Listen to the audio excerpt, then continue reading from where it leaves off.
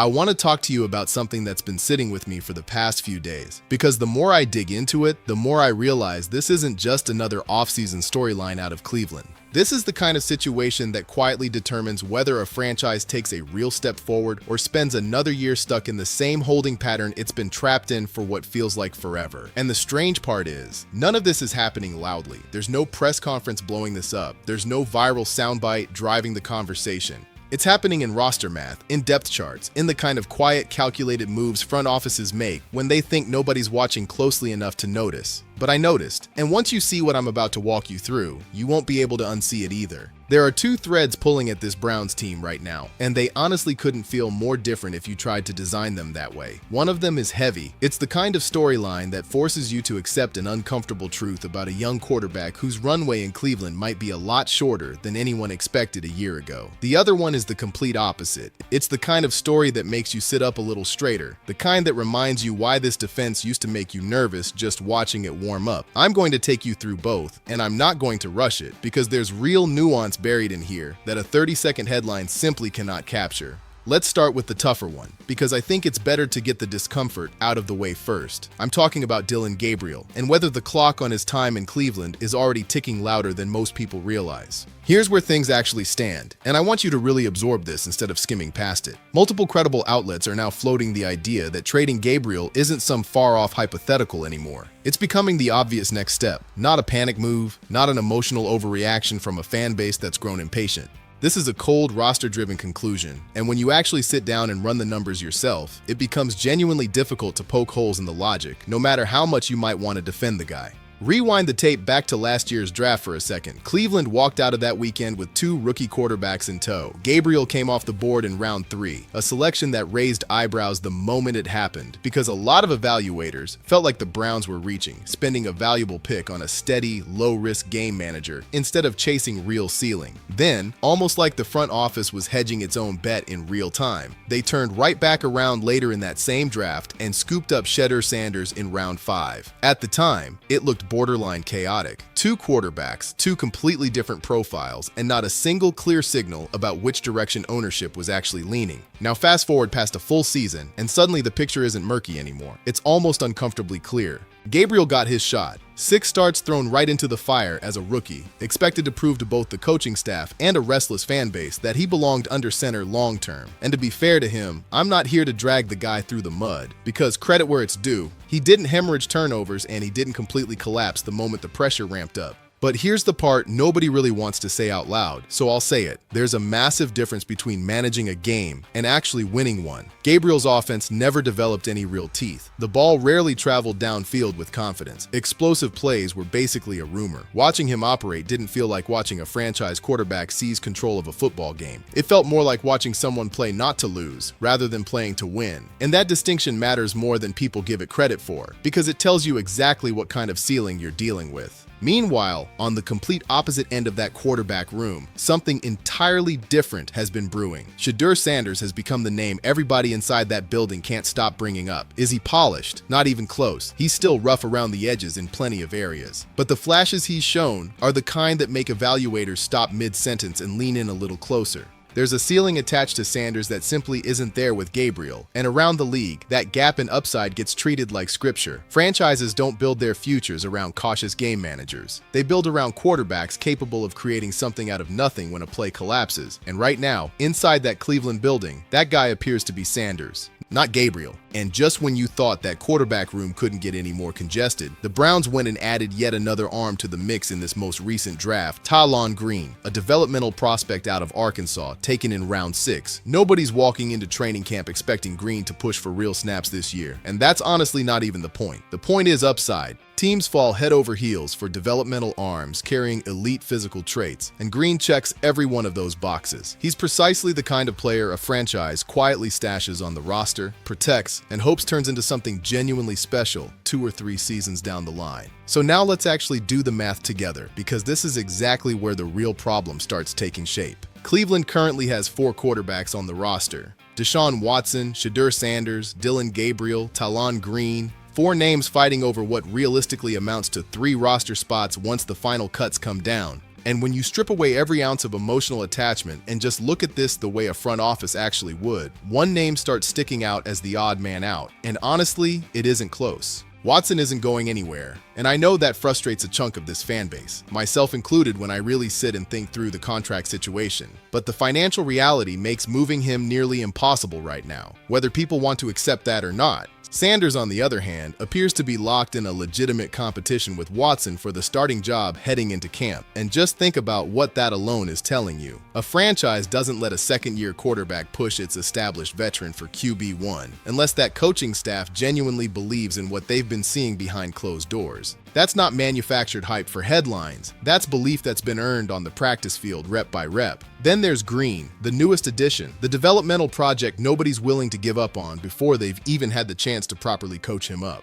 So where exactly does that leave Gabriel? Realistically, third string, at best. And when you zoom out even further, the long-term picture gets even murkier because there's already chatter circulating that Cleveland could be preparing to attack the quarterback position again in the 2027 draft, a class already being talked about as one of the deepest in recent memory. Unless whoever ends up starting this coming season delivers an absolute career year, this franchise could very easily be right back in the quarterback market next spring, still hunting for that long-term centerpiece. And if that's genuinely the direction ownership is already leaning, holding on to Gabriel simply stops making sense on paper. He's still on his rookie deal, which actually makes him fairly attractive trade bait to another franchise looking for cheap, experienced depth at the position. He's proven he can protect the football. He's proven he can operate an NFL huddle without completely unraveling under pressure. Somewhere out there, a team dealing with instability at quarterback could look at Gabriel and see exactly what they need, a low-risk, low-cost insurance option who already has real game experience on his resume. From Cleveland's side of the table, this stops feeling like a football decision and starts feeling like a straightforward business calculation.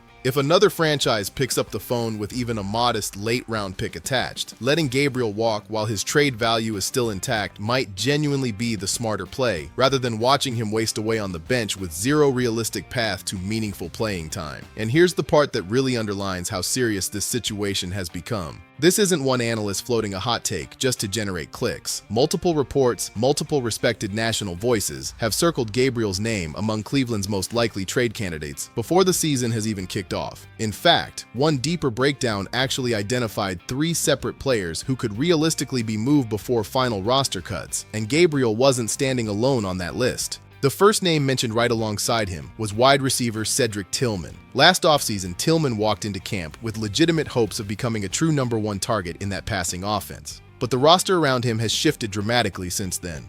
After Cleveland used a second-round pick on Denzel Boston to become their new primary outside weapon, Tillman's role has shrunk considerably. He's entering the final year of his rookie contract, and while the front office could easily keep him around as a rotational 4th or 5th receiver, the injuries and inconsistency that have followed him haven't exactly made him irreplaceable in that room. If a team comes calling with a fair offer, it's the kind of trade that could genuinely benefit both sides walking away from the table. The second name, unsurprisingly, was Gabriel. The reasoning mirrors almost exactly what we just walked through together. Watson holds the job on paper. Sanders is pushing him hard in a real legitimate competition. Green sits behind them both as the long-term development project. And Gabriel is simply the odd man out in a room that has suddenly gotten far too crowded for 4 names to realistically coexist through final roster cuts.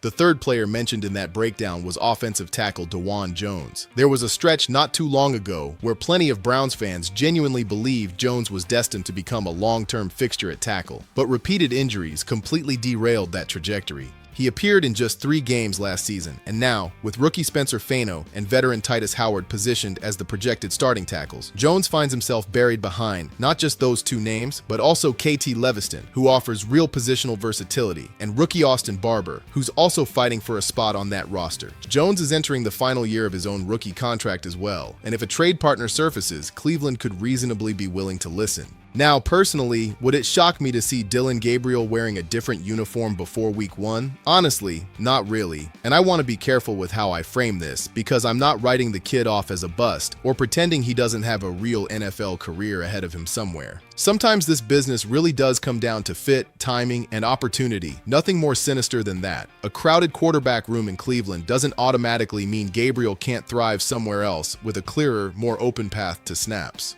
But barring something dramatic changing over the course of training camp, it's getting harder and harder to picture him surviving final roster cuts as anything more than a name we used to bring up in this quarterback conversation. Alright, let's shift gears completely because I promised you the second half of this story would feel a lot better. And trust me, it absolutely does. Even after watching Myles Garrett walk out the door this offseason, a departure that honestly still stings every single time I think about it, there's a growing belief spreading across this entire league that Cleveland may already have its next defensive superstar sitting right there on the roster. And here's the part that might genuinely catch you off guard. It's not Jared Verse stepping into that spotlight. It's not Mason Graham, the highly touted first-round talent from a year ago either. The name generating all of this buzz belongs to linebacker Carson Schwessinger, and what's being said about him right now is nothing short of extraordinary. In ESPN's annual league-wide survey, the one Jeremy Fowler compiles using input from scouts, coaches, and front office executives scattered across the entire NFL, Schwessinger was ranked as the third best off-ball linebacker in the whole league. Let that actually sink in for a second. Third best in the entire league after a single professional season on the field.